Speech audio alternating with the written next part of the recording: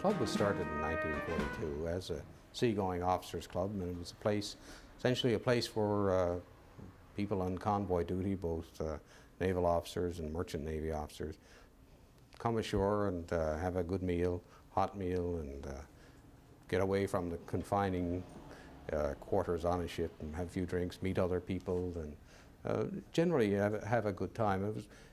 The proximity to the harbour helped us, because there were a lot of other clubs in the area, but because this was so close to the harbour, it made up for it, and people just dash up in their ship and come in and have an evening sort of away from the war. Mm-hmm. I can imagine that would be very necessary to have an evening away from the war.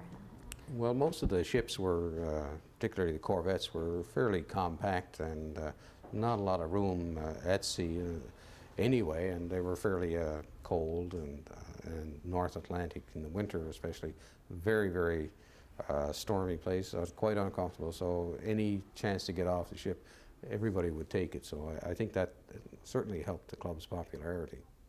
Have you ever seen anybody come into this club in the days gone by who were maybe here during the war? We've had a fair number of people over the years who were here between 1942 and 45, and they're back in St. John's for one reason or another, and they pop up to the club, and you can tell it really brings back memories for them. We had a reunion of Naval Officers Association of Canada here last summer, and quite a few of the people had been here during the war, and you know, you could tell they really enjoyed coming back here. It was a bit like visiting an old shrine, or something that just brought back a lot of good memories for people. You could tell from the way they talked about it and the way they acted. Was anybody ever upset when they walked in here, or? I don't think anybody ever got upset. No. There was just too many good times here. Nostalgic, yeah, too many good times. Yeah, this was a place where you got away from it all. I don't think this was sort of a tradition, particularly in the Navy, like at mess dinners and things that you don't talk shop. And I think when people came up here, they didn't talk shop. They just wanted to get away from it and, forget that there was a war going on and that tomorrow you were going to go out and have to sail 2,000 miles to England and run through the wolf packs. Absolutely. There are many artifacts in this room. Is there a story you can tell us about one of them?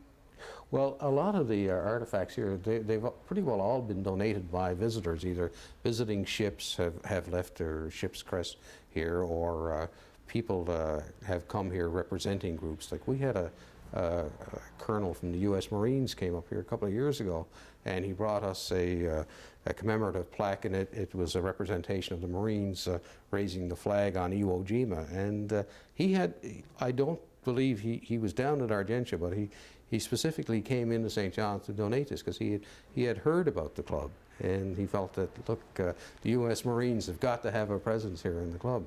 A lot of the other things are old gun shields from ships in World War II, and these were basically cartoon representations of the ship attacking, the enemy, and in various, like submarines versus corvettes, etc. And most of these would, I guess, probably fall into the category of folk art, and a lot of them are actually on loan to us from the National Gallery in Ottawa, and some of the paintings here are the same way.